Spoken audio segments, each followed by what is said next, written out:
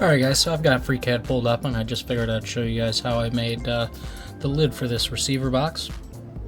I just imported the original lid STL file and then did a bunch of things to make it a workable part in here, and then all I had to do was add the appropriate holes and then the appropriate bigger hole for the pocket for the antenna tube to put in. That was all I had to do. Worked out sweet. I'll show you the finished product. And then one more thing guys, as a special touch, I brought it into Bambu Labs after I was done doing that and did a little built-in velocity RC for them.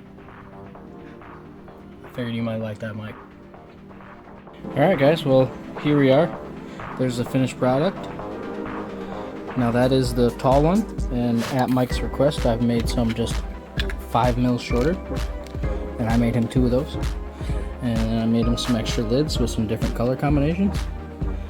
And I did leave you the support on there so you can peel that off. That's kind of one of them things that you know, people like the peeling the plastic off a fresh phone or a TV or off of our bodies. You know, we peel the plastic off.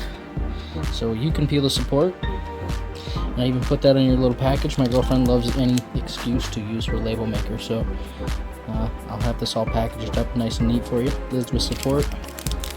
And M2x8 screws for your lid.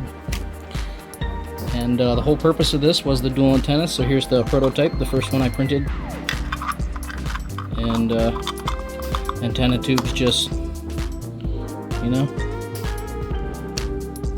plug right in. I made those holes friction fit, just a little bit smaller than the 3mm antenna tube, and bang, boom, bang. Fumbles. So there you have it. Hope you like these, Mike. I hope they work for you. And you need anything else, you know, just hit me up. Thanks for watching, everybody.